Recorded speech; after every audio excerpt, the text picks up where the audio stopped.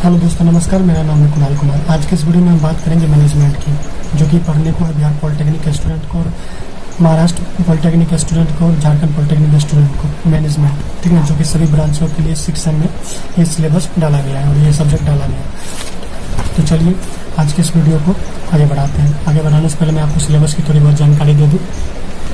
पहले आप यूनिट में पढ़ने को ओवरव्यू ऑफ बिजनेस, जैसा कि यहाँ कोई मार्क कंसिस्ट नहीं किया गया, बट पूछा गया। देखिए इससे प्रीवियस ईयर के क्वेश्चन में पूछा गया है 24 मार्क का क्वेश्चन इससे। तो ऐसा कुछ नहीं है कि जो मार्किंग स्कीम दिया गया है उसी टाइप से आपके क्वेश्चन पूछे जाएंगे, तो ऐसा बिल्कुल नहीं है दोस्तों। इस बात को आपको ध्यान में रख के चलिए। तो हर एक यूनिट इंपॉर्टेंट होता है एग्जाम पॉइंट ऑफ व्यू से, ये बात आपको याद रखनी है।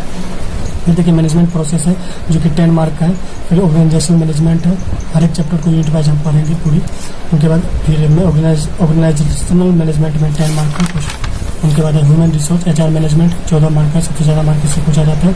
और फाइनेंस मैनेजमेंट 14 मार्क और मटेरियल मैनेजमेंट ये भी 14 मार्क। उसके बाद इनमें आपको प्रोजेक्ट मैनेजमेंट, ये सिलेबस लगभग सभी HSBT हो, MSBT हो या JSBT हो, सबका सेम है। तो ये इस वीडियो के अंत में आपको इंपॉर्टेंट क्वेश्चन का ये सीरीज भी बताएं किस तरह से आप इसको डाउनलोड करेंगे, जो कि नेक्स्ट एग्जाम में आपको आने वाले बहुत ही महत्वपूर्ण क्वेश्चन है ये सभी जो आप देख रहे हैं। तो वीडियो को थोड़ा लास्ट तक देखिए और साथ ही साथ मैनेजमेंट के इस वीडियो को लाइक कीजिए और दोस्तों के साथ शेयर कीजिए, ताकि इसका लाभ आपके फ्रेंड भी उठा सकें। तो चलिए देर न करते वीडियो को स्टार्ट करते हैं नेक्स्ट में। तो चलिए आइए दोस्तों शुरुआत करते हैं ओवरव्यू ऑफ बिजनेस से, जिसमें आपको सबसे पहला टर्म है पढ़ने को बिजनेस और उसके टाइप्स, ठीक ना। तो चलिए दोस्तों सबसे पहले जानते हैं बिजनेस होता क्या है। बिजनेस देखिए एक प्रोसेस होता है जिसमें कोई भी आदमी या कोई दो आदमी, मोर देन 2 पीपल, या तो कोई चीज़ खरीदता है या तो बेचता है ताकि उसको प्रॉफिट हो सके, मनी वो अर्न कर सके। इसी प्रोसेस को हम बोलते हैं बिजनेस। यानी कि such type of organisation where goods में होता है माल, कच्चा माल या सामान, जो आइटम्स एंड सर्विस। जैसे कि देखिए गुड्स क्या होता है और सर्विस क्या होता है। जैसे गुड्स की बात करें तो स्वीट्स हो सकता है, क्लॉथ्स, ये सब क्या गुड्स है, कच्चा माल, ये सब सामान।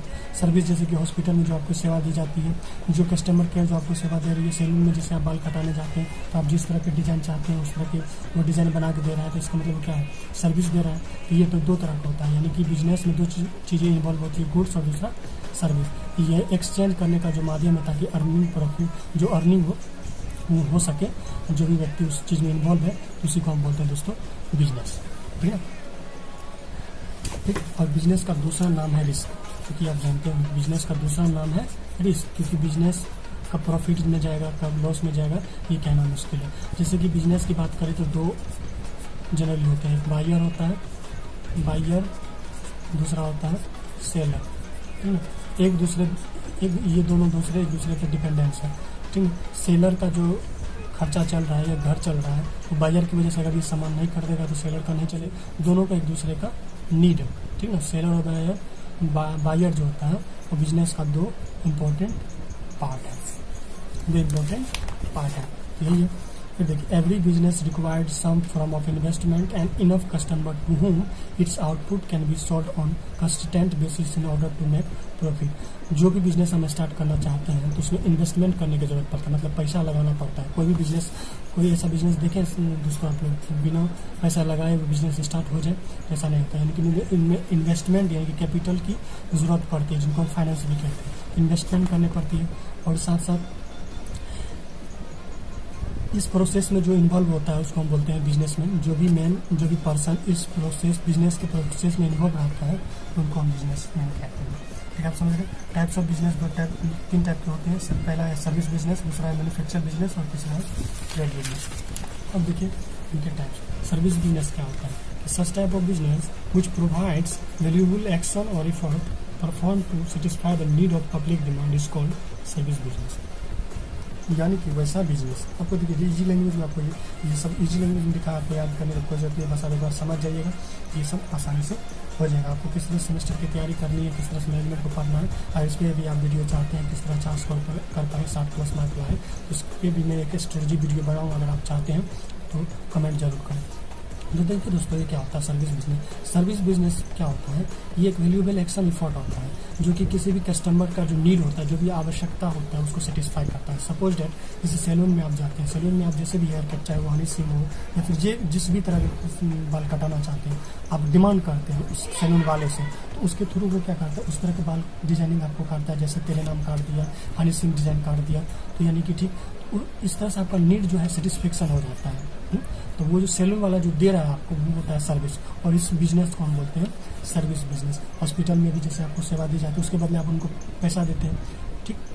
तो ये होता है सर्विस बिजनेस। जैसे कॉल सेंटर में, रिपेयर शॉप में आप जैसे कोई चीज़ खराब हो गया, मोटरसाइकिल खराब हो गया तो आप उसको लेके जाते हैं, तो उनके बदले आपको सर्विस देते हैं, यानी उसको ठीक करते हैं और उसके बदले आप उनको पैसा देते हैं। कहीं ना कहीं बिजनेस का मेन मकसद जो होता है वो अर्निंग मनी, मतलब पैसा कमाना ही होता है, यानी कि ज़्यादा से ज़्यादा प्रॉफिट किस तरह से कमाया जाए। तो आगे पढ़ेंगे किस तरह से मैनेजमेंट करेंगे अच्छे से कि बिजनेस में ज़्यादा से ज़्यादा प्रॉफिट हो सके। फिर आता है दूसरा है मैन्युफैक्चरिंग बिजनेस। तो देखिए such type of business in which the goods are produce using raw material. अब रॉ मटेरियल का मतलब क्या हुआ? रॉ मटेरियल मतलब कच्चा माल। जैसे कि दूध हो गया कच्चा माल, उससे हम क्या बनाते हैं? दूध दही बनाते हैं या पनीर बनाते हैं या मिठाई बनाते हैं। रॉ मटेरियल के तौर पर स्टील हो सकता है, आयरन हो सकता है, जिनके थ्रू हम आयरन का चेयर बना सकते हैं स्टील से, फिर भी कोई सामान बना सकते हैं, कोई इक्विपमेंट बना सकते हैं। तो ये होता है रॉ मटेरियल जो कि किसी भी प्रोडक्ट के पहली अवस्था होता है, ठीक। जैसे चेयर से उसकी पहली अवस्था थी वो आयरन का रॉड, ये सब।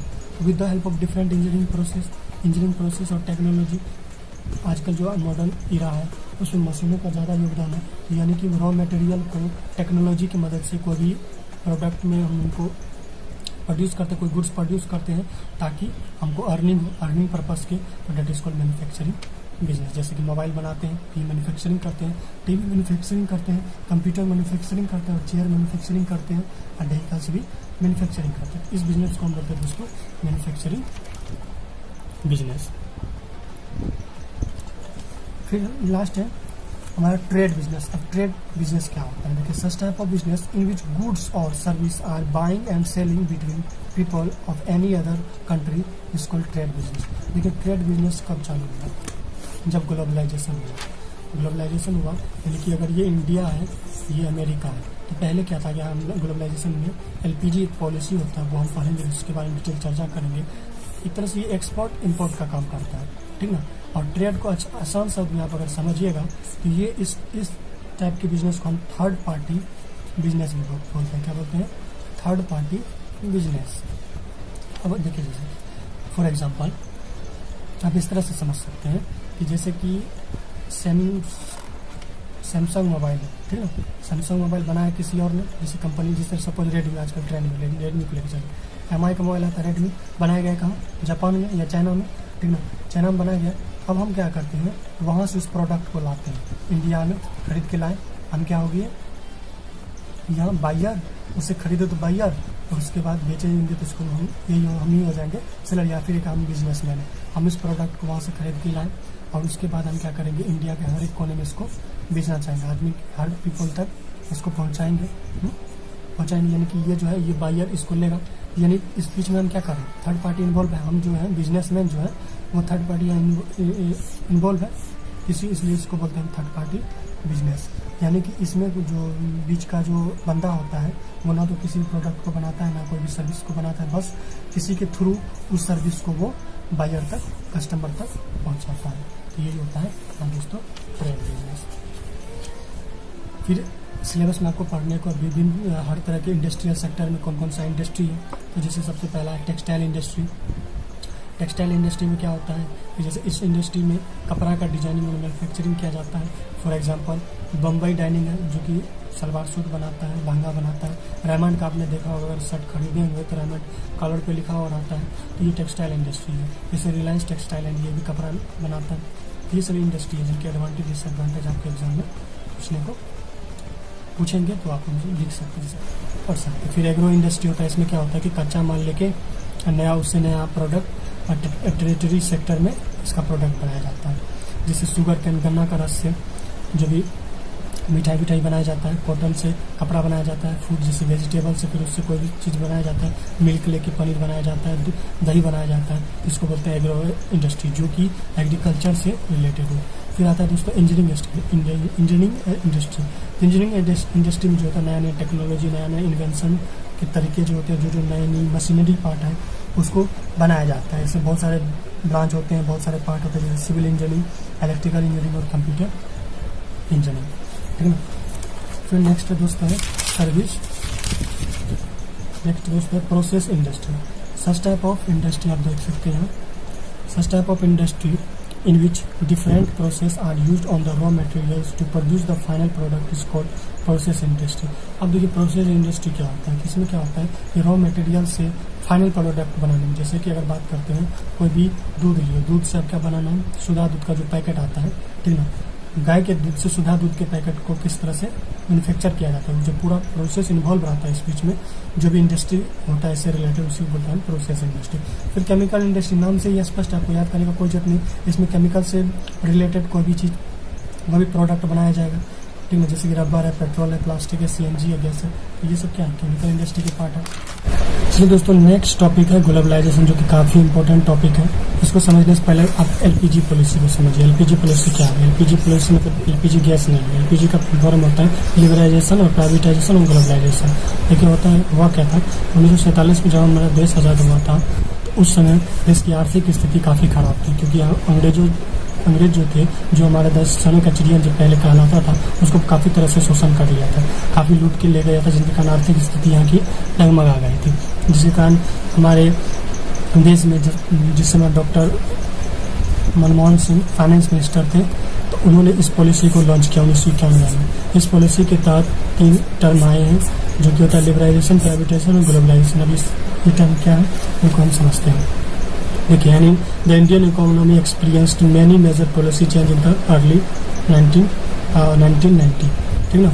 तो यानी कि 1990 के दशक से पहले काफ़ी ऐसे पॉलिसी चेंज किए, लेकिन उससे क्या भी हुआ, हमारे देश का इकोनॉमिक लेवल GDP जो है इंक्रीज नहीं हुआ। The LPG in India intend in 1991 of the country's economic policy with the goals to make the Indian economic grow rapidly and becomes globally competitive. यानी कि अपने इंडिया का जो है इकोनॉमी को बढ़ाने के लिए पॉलिसी को लॉन्च किया गया। अब देखिए लिबरलाइजेशन होता है क्या, this is the process of relaxation from government control. पहले क्या था कि जो हमारा इंडिया था, जब आज़ादी के बाद, ये किसी देश को आने नहीं देता था, यह बाधा लगाया था, ठीक ना, बैरियर दे दिया था कि आपको कोई भी बंदा यहाँ इस देश में आ नहीं सकता है, ठीक है, क्योंकि ऑलरेडी हमारा देश को जो है ना अंग्रेज लूट चुका था, तो ये सब झेला था, तो इसीलिए दूसरे बंदा को यहाँ व्यापार करने का ऑर्डर नहीं था, ये सब पॉलिसी बना के चला था। बट जब देश की स्थिति खराब हो रही थी, तब डॉक्टर मनमोहन सिंह ने ये पॉलिसी को अपनाया। तो लिबरेशन का मतलब होता है उदारीकरण। जैसे सपोज कोई बंदा है, वो उनके पास रूम है, कोई बंदा आया उनके पास, बोला कि भैया हमको रूम रेंट चाहिए, रूम किराए पे चाहिए, तो एकदम क्रोध होके मतलब गुस्से में बोला कि भैया यहाँ रूम नहीं मिलता, जबकि इनका रूम खाली है, नहीं दिया इनके बाद, तो इनसे क्या होगा कि इनका भी घाटा होगा। अगर ये थोड़ा उदार हो जाता, थोड़ा नरम होके लिबरेट होके क्या करता है, इनको रूम दे देता है, इससे भी इसका फायदा था, इसका महीना कुछ आता, इससे भी इसका फायदा था, इन दोनों को एक दूसरे का फायदा हो जाता, ठीक ना। इनको रहने के लिए रूम मिल जाता और उसके साथ साथ इनको थोड़ी अर्निंग हो जाती, जो किराए रूम रेंट मालिक है उनको, यानी उदार बनना। ये लिबरलाइजेशन मतलब आप, इसका मतलब जो भी बैरियर था हमारे कंट्री तक आने का दूसरे देश वालों के लिए, उस बैरियर को हमारा देश ने जो है, हमारे कंट्री ने हटा दिया। आप आइए हमारे देश में बिजनेस कीजिए और हम भी आपके देश में बिजनेस करेंगे। तो ये जो बैरियर था वो हटा दिया, जिससे क्या हुआ कि जो भी बिजनेस मैन एंटरप्रेन्योर आए, उनको भी प्रॉफिट हो रहा था, और हमारे देश को भी टैक्स के जरिए या फिर जो भी डायरेक्ट इनडायरेक्ट टैक्स के जरिए हमारे देश का भी इकोनॉमिक इंक्रीज हो रहा था। फिर है प्राइवेटाइजेशन। प्राइवेटाइजेशन का मतलब होता है कि जो भी सेक्टर, जो भी कंपनी या फिर जो भी इंडस्ट्री गवर्नमेंट के हाथ में है, उसको उस टोटल पावर को किसी इंडिविजुअल या फिर ऑर्गेनाइजेशन, किसी संस्था को दे दिया जाता है, ठीक है। ये एक प्रोसेस है जिसमें क्या होता है कि होल पावर जो गवर्नमेंट के कंट्रोल में होता है, वो किसी प्राइवेट हैंड में दे दिया जाता है। जैसे आपने देखा होगा कि हाल फिलहाल में रेलवे को प्राइवेटाइजेशन करने के लिए के बारे में सरकार सोच रही है, PM मोदी, ठीक ना। यानी कि अगर सरकार उस चीज़ को नहीं चला पा रहा है, उनके लिए उनके पास टाइम नहीं है, या फिर मोर देन उस रिसोर्सेज को यूटिलाइज नहीं कर पा रहा है अच्छे तरीके से, तो उसके लिए वो करते हैं, उनको प्राइवेट हैंड में दे देते हैं, ताकि वो जितने कम रिसोर्स को ज़्यादा से ज़्यादा यूटिलाइज कर पाए। सब प्राइवेट भाग में, जैसे किंगफिशर एयरलाइंस है, इस सब को सरकार ने प्राइवेट कर दिया। फिर अब नेक्स्ट टॉपिक हमारा ग्लोबलाइजेशन, जो कि काफ़ी इंपॉर्टेंट है एग्जाम पॉइंट ऑफ व्यू से। ये क्या होता है दोस्तों, इस चीज़ को हम समझते हैं। देखिए Such type of process which allow different countries to do their business and provide service among them is called globalization. यानी कि यह एक ऐसा प्रोसेस है जो कि किसी भी कंट्री को अलाउ करता है कि आप हमारे देश में आइए, बिजनेस कीजिए और सर्विस दीजिए, ठीक ना। तो ये होता है ग्लोबलाइजेशन। वैश्वीकरण कर दिया, मतलब आप एक देश से दूसरे देश में सामान एक्सपोर्ट इंपोर्ट कर सकते हैं। Globalisation is the free movement of people, goods and service across boundary of the any country. For example आप इंटरनेट देख सकते हैं, सेलिंग लोकल, ये सब जो हुआ ये किसके वजह से हुआ? ग्लोबलाइजेशन। ग्लोबलाइजेशन का एडवांटेज भी है और कुछ डिसएडवांटेज भी है। इस एडवांटेज में क्या होता है कि हमको इससे लेटेस्ट टेक्नोलॉजी जो कहीं कोई भी देश निर्मित करता है तो हम तक पहुँचता है। जैसे अगर हम मोबाइल से ये वीडियो रिकॉर्ड कर रहे हैं तो ये संभव हुआ तभी जब ये ग्लोबलाइजेशन हुआ। हम व्हाट्सएप चला रहे हैं, किसकी वजह से? ग्लोबलाइजेशन की वजह से। अगर ग्लोबलाइजेशन नहीं होता तो दूसरे देश का जो लेटेस्ट टेक्नोलॉजी है वो हमारे देश तक नहीं आता। फिर एम्प्लॉयमेंट, जॉब का जो अपॉर्चुनिटी होता है वो ज़्यादा इंक्रीज होता है। क्वालिटी ऑफ प्रोडक्शन जो होता है वो इंक्रीज होता है। सब कुछ आप सोचिए, अगर आप हमारे देश में सिर्फ एक ही कलम बनाने की कोई फैक्ट्री होती तो सिर्फ एक ही कलम बनता है, तो चाहे वो ख़राब हो कि अच्छा हो हमको यूज करना ही पड़ता, क्योंकि दूसरा कोई ऑप्शन था नहीं, है नहीं, ठीक ना। तो बट जब ग्लोबलाइजेशन पॉलिसी अपनाई गई तो क्या होता है, बहुत सारी कंपनियां एक ही तरह का सामान बनाने लगी, जिनके कारण कंपटीशन बढ़ा, जिनके कारण उन्होंने जो है क्वालिटी ऑफ प्रोडक्शन भी बढ़ा, ताकि कस्टमर को ज़्यादा से ज़्यादा प्रलोभित कर सके और अपने और अट्रैक्ट कर सके। साथ साथ जो कल्चर बैरियर था, ठीक है ना, जो भी प्रथाएँ थी वो हटी, और उसके बाद जो भी मॉडर्न लाइफ था, जो भी पश्चात सभ्यता था, देश ने उसको अपनाया, ठीक है। तो इम्प्रूव स्टैंडर्ड ऑफ लिविंग, रहने का जो तरीका है वो उसका काफ़ी हाई स्टैंडर्ड में होने लगा। अब देखिए डिसएडवांटेज का। मेन डिसएडवांटेज जो दोस्तों इसका, to faster spread of infection. ये जो है ग्लोबलाइजेशन के कारण कोई भी जब इन्फेक्शन फैलता है तो वो फास्टर रेट में फैलता है। जैसे कि आप कोरोना वायरस को भी लेके फॉर एग्जांपल देख सकते हैं कि कोरोना वायरस देख सकते हैं, अगर ग्लोबलाइजेशन नहीं होता तो चाइना से ना कोई व्यक्ति आता, ना हमारे देश का कोई व्यक्ति बाहर आता है। ग्लोबलाइजेशन का मतलब होता है अगर नहीं होता तो कोई भी देश अपने देश में कोई भी बिजनेस करने का या आने जाने का पर बैरियर लगा देता है, रोक लगा देता है, जिनके कारण ये कोरोना वायरस आज हमारे पास नहीं आता। मेन डिसएडवांटेज यही है। फिर क्या हुआ, इंक्रीज एम्प्लॉयमेंट, बट यहाँ दिया गया एम्प्लॉयमेंट, जॉब अपॉर्चुनिटी है, बट क्या हुआ, इनके कारण मशीनीकरण होने के कारण बेरोजगारी ज़्यादा बढ़ा, ठीक है ना। स्किल, जो भी स्किल पर्सन है सिर्फ उन्हीं को जॉब दिया जा रहा है, अनस्किल पर्सन को जॉब नहीं मिल रहा है। और उसके बाद देखिए आतंकवाद खतरा ज़्यादा रहता है बीच में, कहीं भी जैसे मान के चलो अगर अमेरिका से इंडिया कोई भी सामान आ रहा है तो बीच का जो खतरा होता है, समुद्री डाकुओं जो होते हैं उनको लूट लेता है, तो जिसके कारण जो भी बिजनेस मैन है उनको लॉस होता है। तो ये एक इनका डिसएडवांटेज है। दूसरा क्या होता है, मार्केट में कंपटीशन बढ़ गया है ग्लोबलाइजेशन के कारण, ठीक है। उसके बाद एग्रीकल्चर जो है ना, एग्रीकल्चर में जो भी प्रोडक्ट था वो बैकबर्नर हो गया, ठप हो गया। हम देख सकते हैं काज ऑफ ग्लोबलाइजेशन का क्या कारण है, ताकि लेटेस्ट टेक्नोलॉजी आए, कम्युनिकेशन इंप्रूव हो, ठीक है। MNC कंपनी जो है multi level company, multinational company, उनका ग्रोथ हो सके, ठीक है ना। ट्रांसपोर्ट का जो है साधन, यातायात साधन वो इम्प्रूव हो सके। ग्लोबल बैंकिंग, कैपिटल मोबिलिटी और लेबर एबिलिटी इन स्किल, ये सब इनका मैं कहा जाता है, देख सकते हैं। अगला इंपॉर्टेंट क्वेश्चन है इंटेलेक्चुअल प्रॉपर्टी, पिछले ईयर में पूछा जा चुका है, SPT के पिछले ईयर में पूछा जा चुका था। ये समझते हैं क्या होता है। IPR is a law which protect the rights of any person over the certain of their minds, like inventions, literally artist work, logo, symbol, names, image used to commerce, है ना। तो ये सिंपल लैंग्वेज में आप समझेंगे तो हुआ क्या था, हिस्ट्री थोड़ा इसके बारे में जानिए आप। हुआ क्या था कि अमेरिका ने, जैसे इंडिया में हम लोग जानते हैं कि हल्दी में ऐसा गुण है कि वो जब हम कोई भी चोट लगे, खांसी हो, सर्दी बुखार हो, तो जब हम उसको पीते हैं या लगाते हैं तो वो ठीक हो जाता है। तुलसी में ऐसा गुण है, ठीक है ना, खांसी में काम आता है। नीम में ऐसा गुण है कि घाव को, जो भी बड़ी बड़ी बीमारी, एलर्जी वाली बीमारी, उसको ठीक करता है। इसी चीज़ को अमेरिका ने क्या किया, पेटेंट करवा लिया, मतलब अपना बुक में लिख लिया इस नुस्खे को और इसको अपना रिसर्च बना के इसको पेटेंट करवा लिया, जिसके कारण इंडिया वाले को काफ़ी दुख हुआ। इंडिया वाले दुख हुआ जिनके कारण IPR एक नियम बनाया गया, जो बनाया गया था WIPO के द्वारा। अब दोस्तों ये WIPO क्या होता है, तो WIPO का फुल फॉर्म है